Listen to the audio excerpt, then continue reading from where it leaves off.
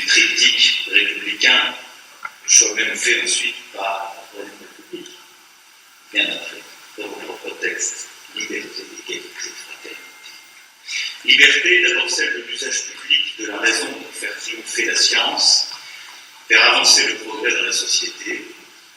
Égalité est d'abord celle du droit, qui est universelle, commune au genre humain.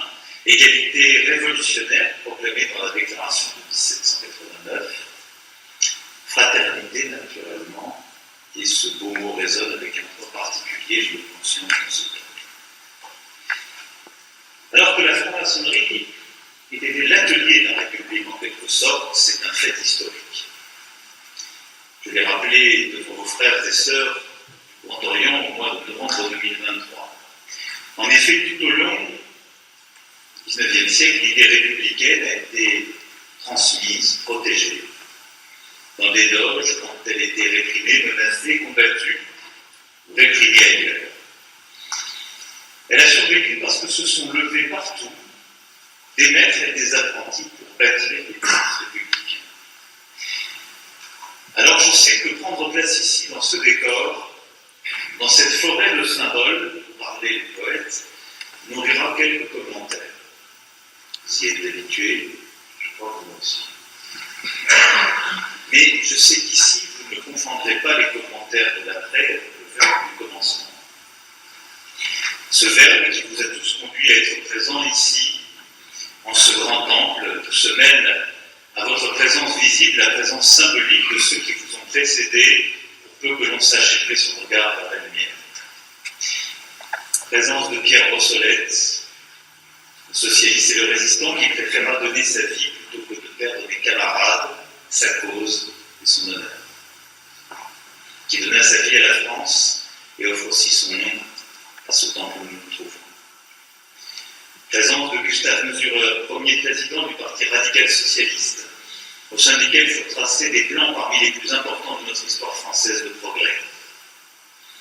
Présence de ces visages qui incarnent la devise de la République, devise qui est aussi la vôtre, liberté, égalité, fraternité. Et la liberté ici a le visage de Pierre Simon, ce médecin qui fut aussi votre grand maître, que vous convoquiez un instant, et qui a tant fait pour faire avancer la liberté des femmes, grâce à la contraception d'abord, le droit à l'avortement ensuite, en faveur duquel il s'engagea aux côtés de Simone Veil. L'égalité a le visage des frères communards de la loge La Justice qui incarne avec Jules Vallès cette promesse d'égalité au cœur de la République, égalité entre les hommes, entre les genres, entre les conditions, égalité comme instrument de libération des tyrannies, des privilèges, des assignations comme des superstitions. Et la fraternité a le visage du berger en main. Le dernier des gouvernements nous avoir quittés, dont le regard brûlait toujours vivace de l'espérance en l'humanité. La fraternité aussi a le visage d'Arnaud Beltrame, dont l'amour du prochain puisait sa source, si je puis dire, dans tant d'origine spirituelle.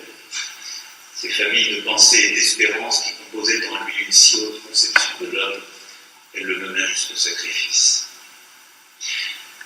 Ce sont tous ces noms que je cite parmi d'autres, et qui forment sous les hautes voûtes du temple Pierre Brossolette une compagnie héroïque, une fraternité française.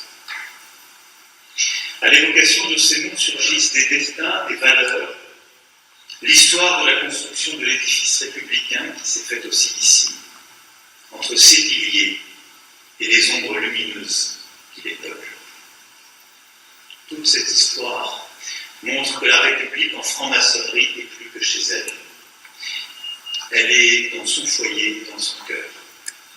Et à tous ces noms-là aussi, peut-être me permettrez-vous d'ajouter un hétérodoxe, je puis dire, celui du professeur Chauroux. Parce qu'il fut de l'aventure de Charlie Hebdo et de Harakiri, qui furent et demeurent des lieux de cet esprit français. Notre esprit français qui lézarde aussi par le rire des dogmes, par l'insolence et les blasphèmes, les puissances et le fanatisme. Voilà la première raison de ma présence ici, dans cette grande Grande Loge qui se trouve aussi, je crois, par rapport aux autres obédiences, dans une place particulière, peut-être pétrie de ce même esprit de liberté que j'évoquais. Car la quête de liberté est une affaire trop sérieuse pour être confiée à des frères qui ne seraient que sérieux. C'est aussi une affaire d'irrévérence.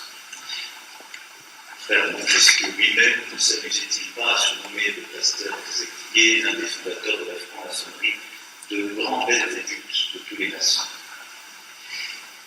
Alors parler devant vous et à travers vous, au fond à la nation toute entière, s'avère d'autant plus nécessaire que la franc-maçonnerie est aux avant-postes de la bataille qui importe si nous voulons façonner le siècle pour le bien de l'humanité. L'insigne est sans doute le fait que la franc-maçonnerie a toujours été la cible des complotistes, des obscurantistes, qui lui attribuent une influence la mettant ainsi à l'honneur. Un organe de presse a récemment fait procès de vouloir peser sur les débats relatifs à la fin de vie, usant au passage d'une iconographie qui était oubliée depuis Vichy.